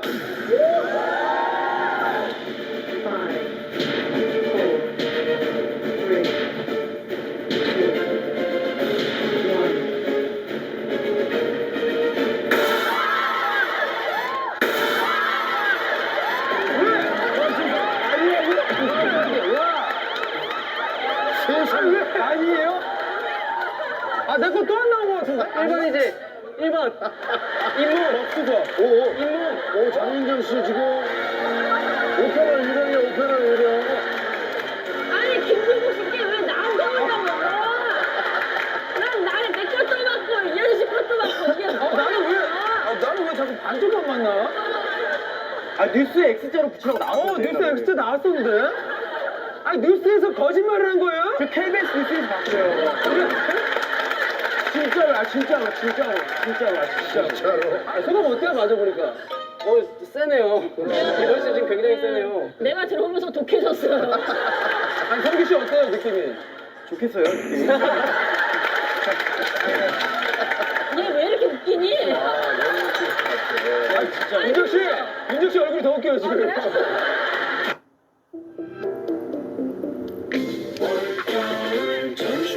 여섯 대 정답은 바로 1번 유리와 창틀 사이에 테이프 붙이기입니다. 유리창에 엑스템페로 테이프만을 붙이는 것은 유리창 자체의 파손을 방지하거나 파편이 튀는 것을 예방할 수 없습니다. 그리고 그 엑스템페로 테이프를 붙인 후에 주방용 랩으로 꼼꼼하게 붙이는 것은 유리창 자체의 파손을 예방한다기보다는 파편이 튀는 것을 예방할 정도입니다. 그 이유는 창틀에 있는데요. 우리가 일반적으로 사용하는 창틀이 노화됐을 경우에는 유리창과 창틀 사이에 틈이 발생하게 됩니다. 그래서 이러한 틈에 의해서 유리창이 떨면서 유리창이 많이 파손이 되는데요. 이러한 피해를 예방하기 위해서는 유리창과 창틀 사이에 발생한 이격을 실리콘 같은 것으로 보수를 해주거나 테이프를 이용해서 유리창과 창틀을 일체화시켜주는 필요가 있습니다. 그래서 실제 10년 이상 된 아파트 베란다의 유리창을 관찰. 인천시 부평구에 위치한 10년 이상 된 아파트 베란다의 유리창 외에도 추가로 관찰한 6곳의 아파트 모두 창틀과 유리창을 지지하는 실리콘이 심하게 마모되어 있는 상황. 심지어 실리콘이 떨어져 창틀과 유리창에 틈새가 벌어지기까지 했습니다. 그렇다면 창틀과 유리창 사이를 고정하는 것이 태풍 대비에 얼마나 중요한 것인지 위기 탈출 넘버원에서 실험을 통해 알아보겠습니다. 실제 가정에서 사용하는 유리창을 이용해 실험 시작. 손상 없는 일반 유리창에 바람의 세기를 점점 높이면서 관찰하는데요. 조금씩 유리창이 떨리기 시작하더니 초속 60m의 바람에 유리창이 깨지고 맙니다. 이번엔 10년 이상 사용한 것과 같은 유리창으로 실험 시작. 강풍기를 작동시키자 유리창이 떨리기 시작하더니 초속 40m의 바람에도 유리창이 쉽게 깨지고 맙니다. 사방으로 튄 유리창의 모습이 더욱 위협적이기까지 한데요. 유리창문은 간단히 교체할 수 있는 것이 아니기 때문에 태풍의 위험에 쉽게 노출되어 있는 것. 그렇다면 과연 창틀과 유리창 사이에 테이프를 붙인다면 어떻게 될까요?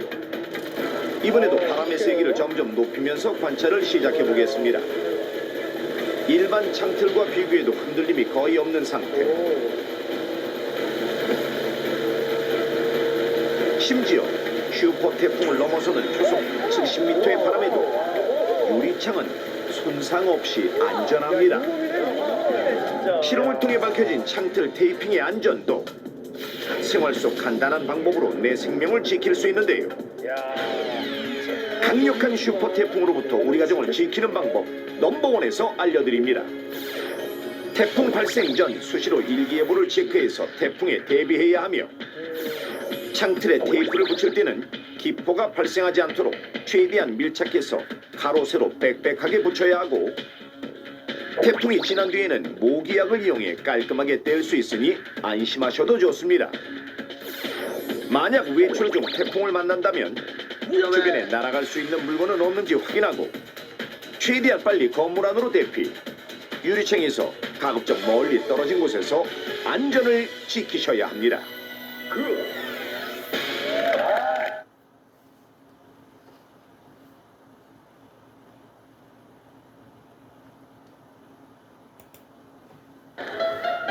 같은 아파트 이웃 사촌인 준수 씨 가족과 우연 씨 가족. 바로 옆집에 사는 데다 아이들까지 또래여서 두 가족은 서로 허물없이 지내는데요.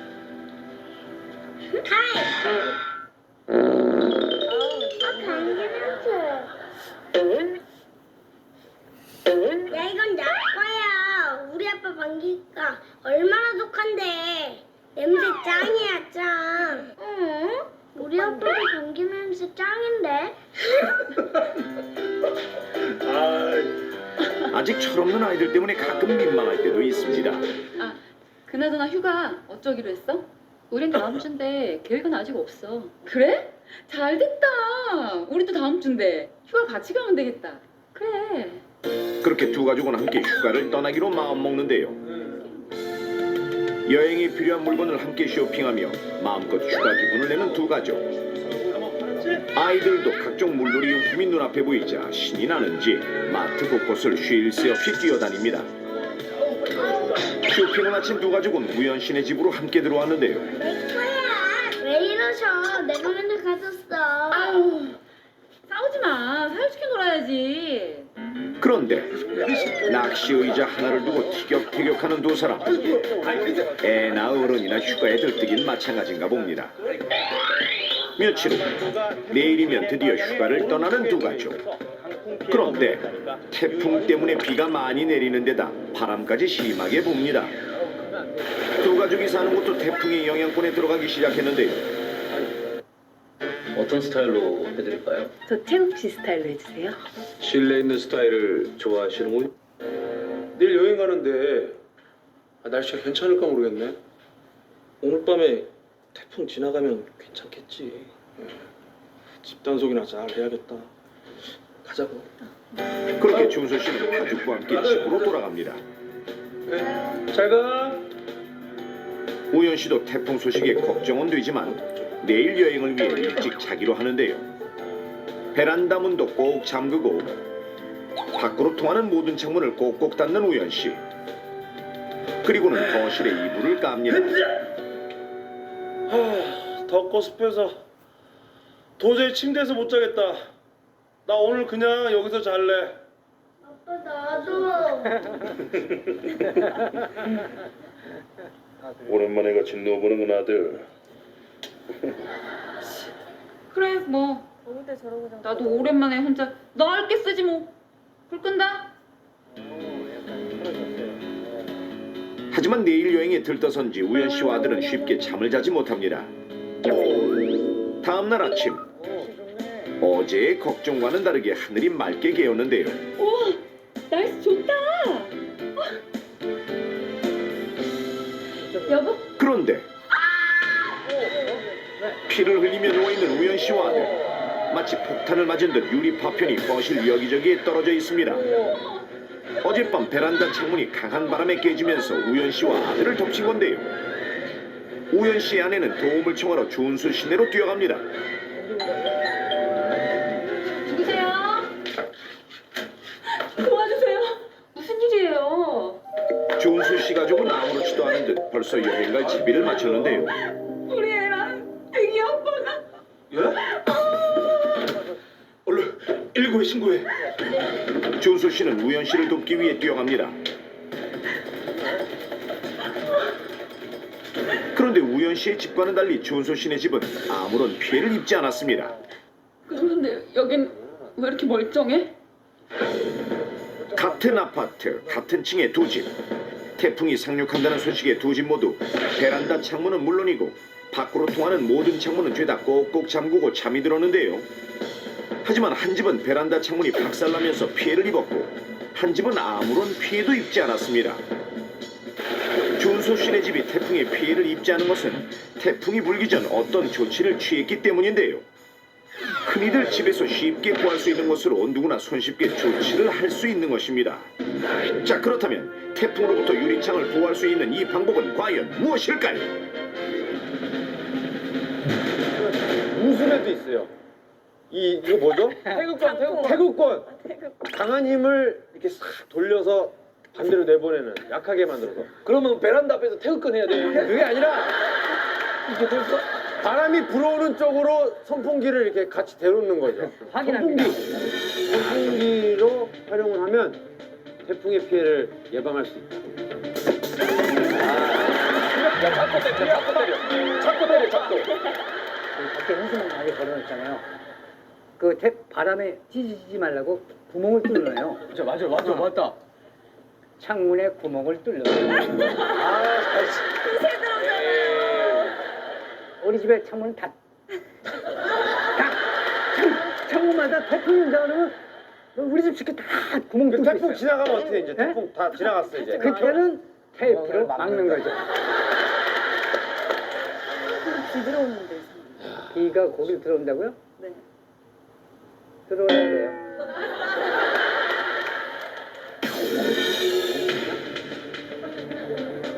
분위기 봐봐. 오, 그러면서.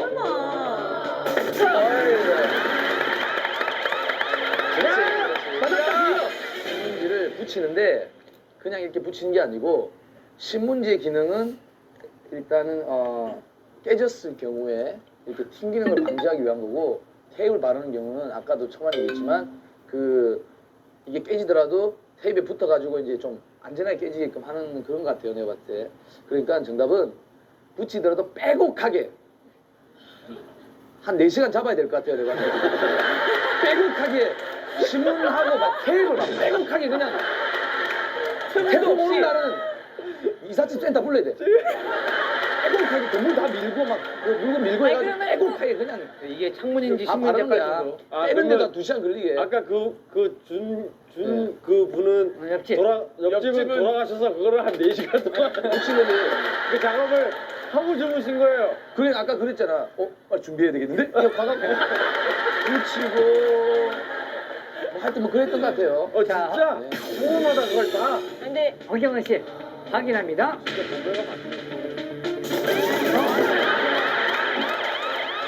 태풍 이제 나 해볼 거야. 나와. 신문지를 물에 적셔서 유리창에 붙인다. 중요한 건 태풍을 예방하기 위해서는 모든 집에서 신문을 구독해야 돼요.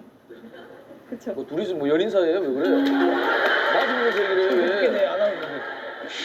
그러면 그래. 신문을 물에 뿌려서 그러니까 스프레이로 물을 뿌린 다음에 창문에 붙인다. 그러면 시간도 절약되겠네요. 20분이면 하겠네요. 4시간 안 걸리죠. 4시간 안 걸리죠. 자, 확인합니다.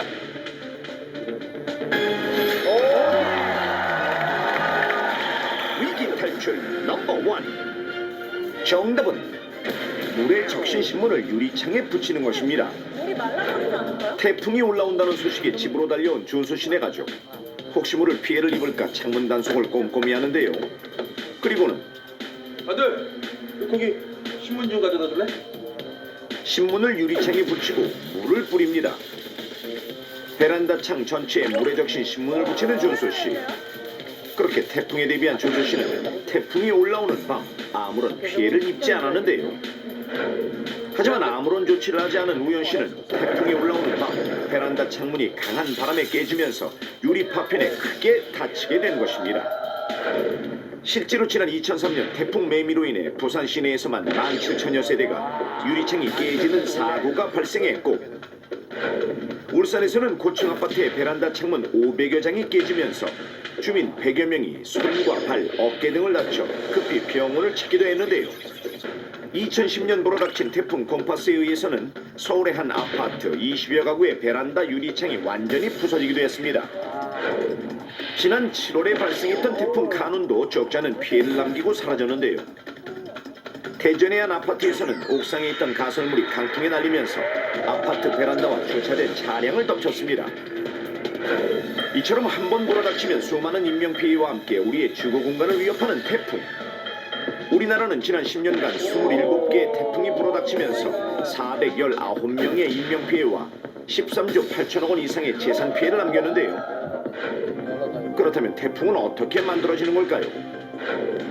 우리나라로 오는 태풍은 주로 북태평양에 위치한 나라 과민근 해역에서 만들어지는데요. 태풍이 만들어지는 과정은 이렇습니다. 햇볕으로부터 바닷물이 뜨거워지면서 수증기가 증발해 큰 구름을 만드는데요. 구름 속 수증기는 물방울로 응결되면서 회전하고 그 회전으로 인해 태풍이 만들어지는 것입니다. 그렇게 만들어진 태풍은 위도가 높은 지역으로 이동하며 그 크기와 세기를 키워나가는데요. 이렇게 북상한 태풍은 주로 7월에서 9월 사이 우리나라에 직접적인 피해를 입힙니다. 우리나라에서는 태풍의 풍속에 따라 태풍을 분류하는데요. 풍속이 초속 17m 이상이면 약한 강도의 태풍으로 강풍경보와 태풍주의보가 내려지고, 풍속이 초속 25에서 32m면 중간 강도의 태풍, 풍속이 초속 33m 이상이면 강한 강도의 태풍으로 태풍경보가 내려집니다. 이때 상대적으로 낮은 높이의 주택보다는 고층의 아파트들이 더 많은 피해를 입는다는 사실. 고층 아파트의 경우 태풍의 외륙에 그대로 부딪히면서 1차적으로 창문이 깨지고 그로 인한 낙하물들로 인해 2차 피해까지 발생하게 되는 것입니다. 엄청난 피해를 입히고 사라지는 초속 33m의 강한 바람, 아직 피부에 와닿지 않으십니까? 자, 그렇다면 직접 실험을 통해 보여드리겠습니다. 실험은 안전을 위해 풍속 실험을 하는 한 외벽 전문 업체와 진행을 했고, 실험에 참가한 사람은 전문 스턴트맨으로 전신 보호장구를 착용했습니다. 먼저 가장 약한 태풍인 초속 17m에서 사람은 어떻게 될까요? 바람이 불자 걷기 시작하는 스턴트맨. 하지만 한 걸음씩 걸어 나가기가 쉽지 않아 보이는데요. 조금 힘겨워 보이지만 걷는 데는 큰 문제가 없습니다. 자, 이번엔 강도를 좀 더 높입니다. 중간 강도의 태풍이 초속 25m. 바람의 세기가 강해지자 조금 휘청거리는 스턴트맨. 몸의 균형을 잡기 바쁠 뿐더러 한 걸음도 떼지 못하는데요. 아까와 비교해보니 그 위력을 확실히 알 수 있습니다. 자, 그럼 여기서 강도를 좀 더 높여보겠습니다. 강한 강도의 태풍인 초속 33m. 초속 33m의 바람을 맞자 쓰러지는 스턴트맨. 보호장구를 착용하지 않았다면 크게 다쳤을 수도 있습니다. 자, 그렇다면 유리창은 초속 몇 미터의 바람까지 견딜까요? 실제 우리가 사용하는 베란다의 구조와 똑같은 세트를 만들어 실험해봤습니다. 신라면도 울고 갔다. 요즘 핫한 신라면 더 레드. 더 맵게 신라면 더 레드. 17m 바람 주세요. 먼저 초속 17m의 바람. 겉으로 보기엔 아무런 변화가 없어 보이는데 자세히 보니 벌벌 떨리는 유리창. 하지만 아직까지는 끄떡없어 보이는데요. 강도를 조금 더 높여보겠습니다. 초속 25m의 바람. 아까보다 심하게 떨리는 유리창. 곧 날아갈 기세인데요. 하지만 역시 깨지지는 않습니다. 강도를 더 높여 초속 33m. 그런데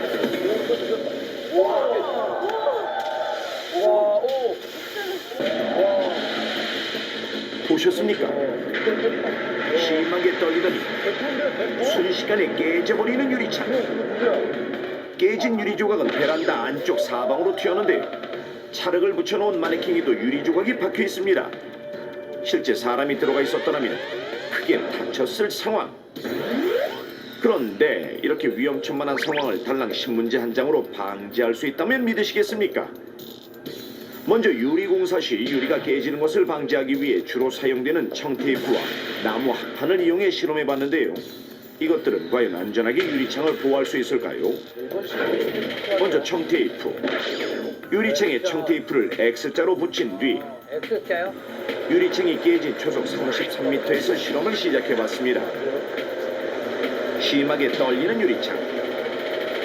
하지만 쉽게 깨질 기미는 없어 보이는데요. 강도를 더 높여 초속 40m의 강한 바람.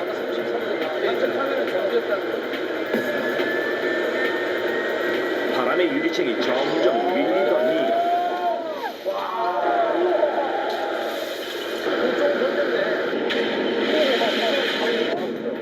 유리창이 깨지고 말았습니다. 청테이프는 초속 40m의 바람에 유리창을 지키지 못했는데요. 깨진 유리 조각을 확인해보니 청테이프가 붙어있던 부분의 유리는 조각난 채 청테이프에 붙어있지만 청테이프가 붙어있지 않은 부분들은 베란다 안쪽에 어지럽게 흩어져 있습니다. 나무 합판은 어떨까요? 유리창 부분에 합판을 붙이고 마네킹을 세워 실험해봤습니다. 유리창이 깨졌던 초속 33m의 바람. 이 정도의 바람에서는 잘 견디는데요. 하지만 바람의 강도를 높여보니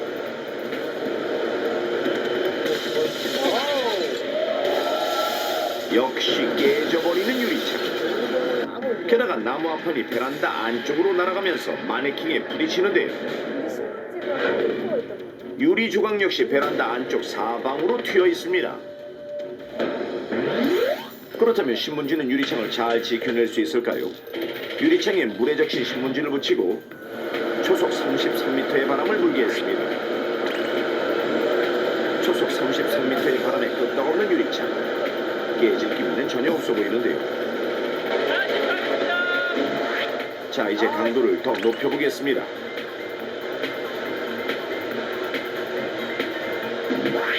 전보다는 심하게 떨리는 유리창. 하지만 시간이 지나도 깨지지는 않는데요. 청테이프와 나무 합판이 안전하게 지키지 못했던 유리창을 한낱 신문지 한 장이 지켜냈습니다. 태풍 발생 시에 강풍으로 인해 유리창이 파손되는 것을 방지하기 위해서는 유리창 전체에 젖은 신문지를 붙이는 것이 효과적입니다. 만약에 유리창이 파손되더라도 유리 파편으로 인해 2차 피해가 발생하는 것을 최소화할 수 있기 때문입니다. 주거 환경을 위협해 우리 가족을 위험에 빠뜨리게 하는 태풍. 이 무시무시한 태풍에 안전하게 대처하는 법을 위기탈출 넘버원에서 알려드리겠습니다. 일반적으로 아파트의 경우 층별로 두께가 다른 유리를 써야 하는데요. 아파트 5층 이하라면 두께 11mm 이상의 유리를 사용해야 안전하고 10층까지는 12mm, 15층까지는 15mm, 그리고 20층까지는 17mm 이상의 두꺼운 유리를 사용해야 합니다. 그리고 20층 이상의 고층일 경우 단단한 강화 유리를 써야 태풍으로부터의 피해를 막을 수 있습니다. 이 같은 두께의 안전한 유리창이 아니라면 유리창에 젖은 신문지를 붙여 혹시 모를 사고에 대비해야 하고, 간판 등 태풍에 날아갈 위험이 큰 물건이 있다면 단단히 고정시켜야 합니다. 만약 외출 중이었다면 무엇보다 안전한 실내로 들어가는 것이 좋은데요. 이때 가능한 한 유리창이나 유리문 옆은 피하는 것이 좋습니다. 또 태풍주의보나 경보가 예보된 경우 TV, 라디오 등을 통해 강풍 정보를 수시로 확인하고 가능하면 외출을 자제하는 것이 좋습니다. 한순간 휘몰아 닥쳐 우리를 위협하는 태풍. 철저한 대비만이 우리 가족을 지킬 수 있습니다. 끝없는 여정에서 만난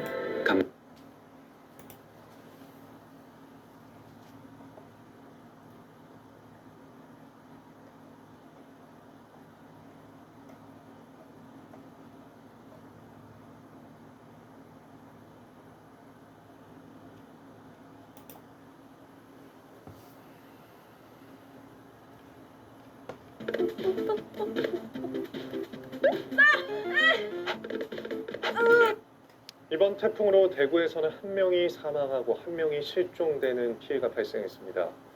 부산과 강원에서도 강풍과 폭우 피해가 잇따르는 등 상대적으로 영남과 강원 지역에 피해가 집중된 모습인데요. 이들 지역이 태풍 진로의 오른편인 위험 반원의 위치에 피해가 더 컸던 것으로 보입니다. 이동경 기자의 보도입니다. 순간 최대 풍속 시속 126km가 관측된 부산. 곳곳에서 강풍 피해가 속출했습니다. 바람을 이기지 못한 가로수가 달리는 차량 앞으로 쓰러졌고 공사장 가림막과 건물 외벽이 힘없이 무너지고 뜯겨나갔습니다. 어제 하루 부산 지역에서 접수된 태풍 피해는 모두 524건에 달했습니다. 대구에선 인명피해까지 났습니다. 오후 2시 무렵 이미 170mm가량의 폭우가 내린 대구 군위군. 하천이 범람하면서 대피하지 못한 60대 남성이 숨진 채 발견됐습니다. 인근 대구 달성군에선 장애인 한 명이 물에 빠져 실종돼 수색 작업이 진행 중입니다. 시간당 90mm가 넘는 극한 호우가 쏟아진 강원 영동에서도 피해가 속출했습니다. 나무가 고꾸라지고 갑자기 불어난 물에 차량들은 손쓸 틈도 없이 고립됐습니다. 속초 402mm, 삼척 387mm 등 강원 영동 지역 대부분이 300mm 넘는 강수량을 기록했습니다. 이에 반해 서쪽 지역인 광주는 93mm, 전주는 163mm, 인천은 67mm의 강수량을 기록하는 등 동쪽보다 적은 비가 내렸고 피해도 상대적으로 크지 않은 편이었습니다. 전국이 태풍의 영향권에 놓였지만 피해는 강원, 영남 등 동쪽에 집중됐던 겁니다. 이는 동부 지역이 이번 태풍의 진로 오른편인 위험 발원에 있었기 때문인 것으로 보입니다. 이 발원에는 태풍과 태풍 진행 방향에 딸린 바람이 함께 합쳐지기 때문에 비바람이 더 강하게 나타나고 피해도 커지게 됩니다. 태풍 카눈이 한반도를 관통한 16시간 동안 전국에선 도로 유실, 주택 침수 등 361건의 시설 피해가 났습니다. 또 16,000명이 일시 대피했고 46,500세대가 정전되는 등 피해가 속출했습니다. MBC 뉴스 이동경입니다. 6호 태풍 카눈이 한반도를 향해 달려오고 있습니다. 현재 예상대로라면 역대 처음으로 한반도를 남북으로 종단하는 태풍이 될 전망입니다. 네, 큰 피해도 우려되는 만큼 철저한 대비가 필요한데요. 기상 상황과 대비책 짚어보겠습니다. 김승배 한국자연재난협회 본부장과 이야기 나눠보겠습니다. 어서 오세요. 어서 오세요. 네, 지금 태풍이 북상하면서 곳곳에 태풍특보가 내려져 있습니다. 현재 위치 그리고 예상 진로부터 좀 말씀해 주시죠. 네, 현재 중심이 서귀포 동쪽 약 180km 바다에 있거든요. 시속 한 20km 정도, 그다지 이렇게 늦어진 건 아닙니다. 네. 이대로 상륙을 한다고 한다면 경남 남해안 어딘가에는 오늘 9시경 상륙할 것으로 보이는데 그 지점이 한 사천 부근이 될 것으로 추정을 합니다. 네. 네, 이번 태풍의 가장 큰 특징이 이제 어느 한쪽이 아니라 한반도 전체를 관통한다는 점이잖아요. 네. 근데 이런 진로가 좀 기록이 시작된 이후로는 이례적이라고요. 그렇습니다. 그러니까 목포와 부산의 한 가운데 지점에 상륙을 하고 방향을 뭐 동쪽으로 틀거나 서쪽으로는 뭐 거의 틀지 않지만 완만한 커브를 그리면서 동쪽으로 대부분 꺾는데 이 태풍은 상륙한 이후 우리나라 충청도, 그다음에 수도권 서울 동쪽, 평양까지 거의 그 변동 없이 진행하는 이런 태풍으로 기록이 되는데 이런 진로를 밟는 게 저도 처음 봅니다. 네. 이제 강풍 또는 폭우가 모두 예고되어 있는 상황입니다. 그런데 얼마 전에 집중호우, 그러니까 장마철에 비가 많이 와서 집안이 많이 약해져 있는 상황이지 않습니까? 지금 상당히 좀 우려스러운 부분이 있죠. 네, 그래서 이 태풍 앞두고서 이렇게 대비를 강조하는 이유가 지난 그 장마 기간 동안에 많은 비가 내려서 산사태도 나고 강도 넘치고 그랬거든요. 네. 특히 산사태 측면에서 보면 그때 많은 비가 내려서 땅 속에 들어가 있기 때문에 지반이 약한 상태에 이번 태풍으로 인해서 지난번 장마 때만큼의 비가 또 내릴 수 있거든요. 한 하루 이틀 사이에. 그러면 이제 분명히 또 산사태가 어딘가에는 날 것으로 우려를 하는 것이죠. 그럼 비와 관련된 것도 우려가 있고 또 아까 바람 얘기도 또 해주셨는데 보통 태풍이 비태풍, 바람태풍 좀 나뉘잖아요. 이번에는 둘 다 해당된다고 볼 수 있을까요? 그렇습니다. 그러니까는 이제 태풍의 중심이 우리나라를 그대로 관통한다는 의미에서 바람이 강하냐 태풍이 강하냐 나눈다는 건 의미가 없을 것으로 보이고요. 그러나 이제 과거의 태풍들을 보면 2002년도 태풍 루사레거나 하루에 807.5mm라는 그 강수량 기록을 세웠거든요. 그래서 이제 비가 많았던 태풍으로 기록을 하는데 그 다음에 맨 밑에 그 최대 60m의 우리나라 가장 강한 바람을 제주도에 깼는데 그때는 이제 강한 바람이 불었거든요. 다 역시 비도 많이 오긴 왔습니다. 그런데 이번 태풍 카눈에 대해서 비가 강할 것이냐 이제 바람이 강할 것인데 바람 측면에서 보면 원래 태풍 수준의 그런 바람을 유지할 것으로 보이는데 유난히 강한 그런 태풍은 아닐 것으로 전망을 합니다. 왜 그러냐면 이 태풍의 이동 속도가 비교적 느리거든요. 그래서 태풍의 진행하는 그런 속도가 빠르면 그게 더해지기 때문에 바람이 순간적인 바람이 굉장히 강한데 비교적 그렇게 빠르지 않기 때문에 지금 현재 통영 부근에서 한 초속 33m의 바람이 나타나기 시작했거든요.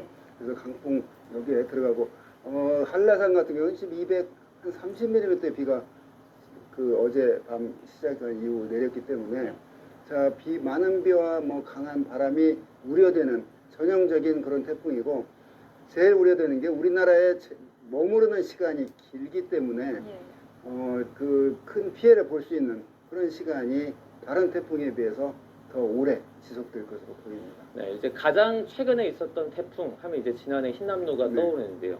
흰남노랑 좀 비교를 했을 때 어떤 점이 같고 어떤 점이 좀 다를까요? 네, 그렇습니다. 흰남노도 상당히 긴 시간을 거쳐서 우리나라 부산 지방을 통과했는데 이 흰남노는 가장 발달했을 때 남쪽에서 920 헥토파스칼까지 발달을 했습니다.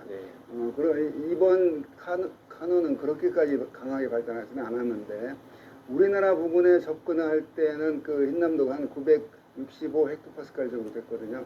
이번 태풍이 한 970 헥토파스칼이니까 우리나라 부근에 통과할 때는 그런 강한 태풍으로서 강도는 거의 비슷하고 다른 점은 역시 진로죠. 부산을 살짝 스쳐서 동해로 빠졌는데 이 태풍은 상륙해서 한 거의 12시간 이상을 우리나라 내륙을 향해서 쭉 올라가기 때문에 진로가 그런 흰남노와 비교할 때 다르기 때문에 흰남노가 살짝 스치고 지나갔을 때도 그렇게 큰 피해가 났는데 당연히 이제 동쪽으로 치우쳤지만 이번에는 거의 전국이 그런 강풍 영역에 들기 때문에 어디라 할 거 없이 다 그런 큰 피해가 우려되는데 특히 상륙할 때 시점에 부산과 같은 대도시는 그 빌딩풍이 불기 때문에 그 보통 바람의 약 한 2배 정도가 바람이 더 빨라질 것이다 이런 우려가 있고 또 지리산 부근이나 태백산 동쪽인 영동 지방은 그 다른 지역보다도 더 많은 비가 내릴 수 있는 그런 지형적인 효과가 나타날 것이다 이렇게 예상하고 있습니다. 그 흰남노 같은 경우에는 이제 그 부산 쪽으로 비껴나가지 않았습니까? 그런데 이번에는 좀 그 한반도를 통해서 수직 상승 그러니까 관통하는데 이런 경우에는 좀 피해가 상대적으로 좀 크지 않습니까? 그렇습니다. 그러니까 우리나라에 머무르는 시간이 길기 때문에 우리 한반도 입장에서 보면 거의 어디랄 것 없이 다 이 태풍이 훑고 지나가는 형태거든요. 그때는 부산 지방의 중심이 약간 스쳐서 지나갔기 때문에 그 지역을 중심으로 많은 비가 내렸는데 이번에는 거의 전국적으로 그 큰 피해가 우려되는 상황이 지금 예상되는 이 카눈의 예상 진로가 우리나라를 관통하기 때문에 다른 태풍보다도 더 많은 피해가 우려가 되는 상황이죠. 어찌되건 우리나라에 머무는 시간이 긴 그런 태풍으로 기록이 될 것 같습니다.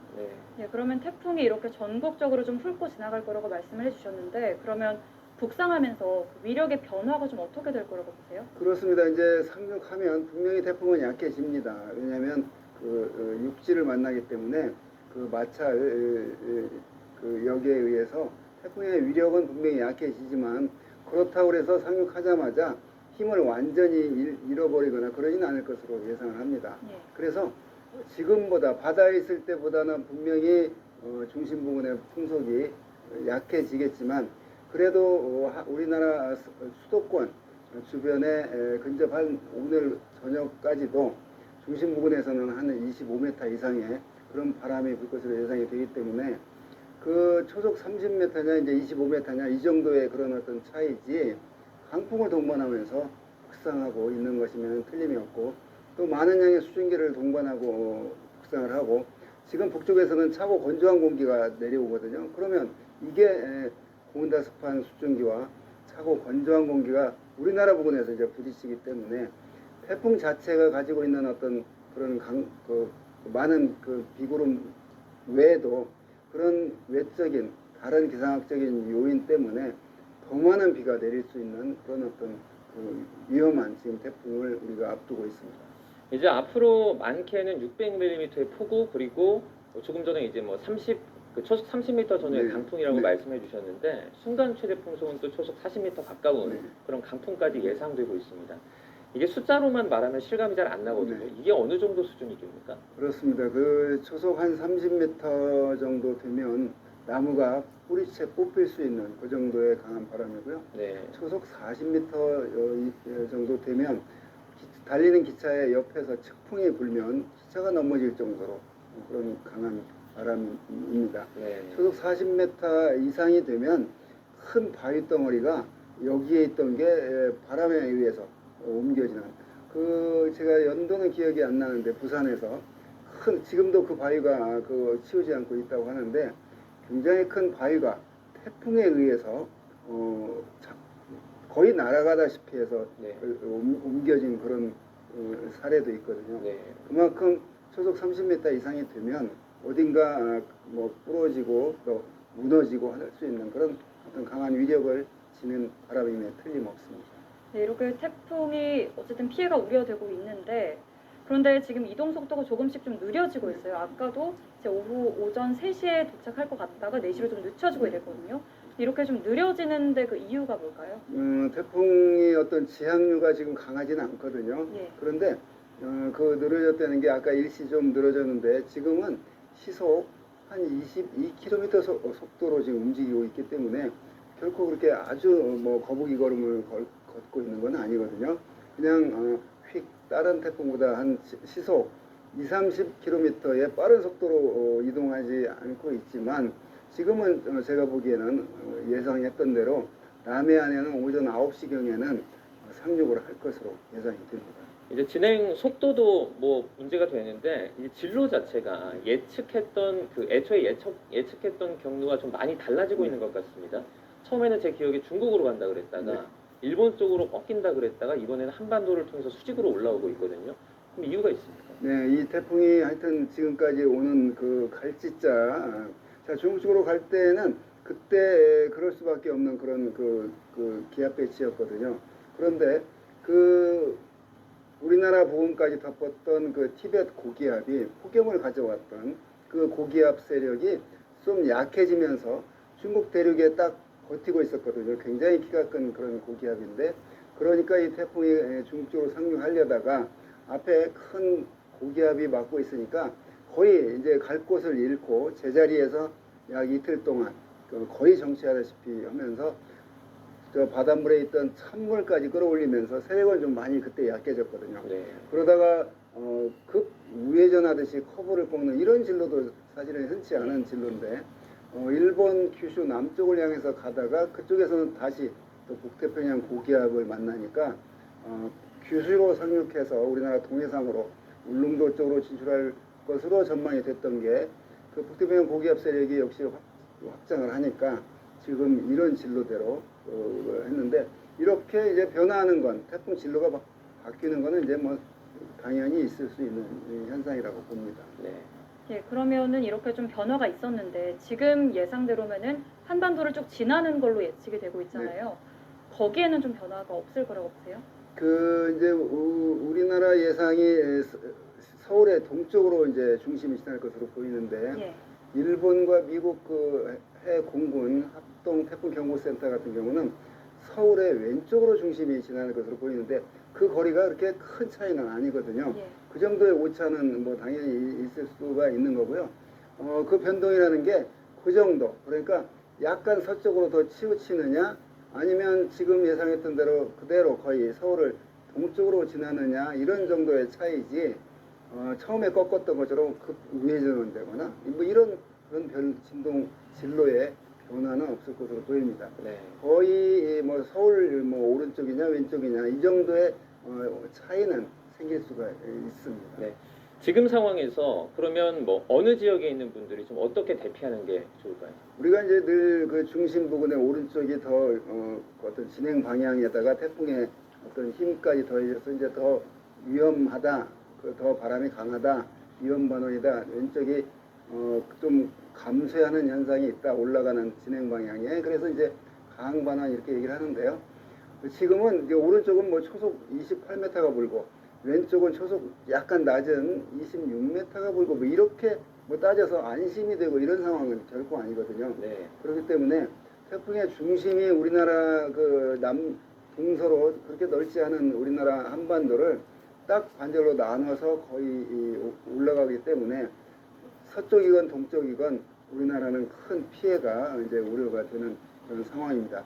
그러니까 전국이 다 강풍역에 들어가는 그런 진로를 밟을 것으로 보입니다. 네, 알겠습니다. 큰 피해가 없길 바라면서 여기까지 듣겠습니다. 태풍 카눈의 특징과 여러 가지 주의할 점들 들어봤습니다. 김승배 본부장과 함께했습니다. 고맙습니다. 맞습니다. 유튜브 프리미엄에서는 동영상도 광고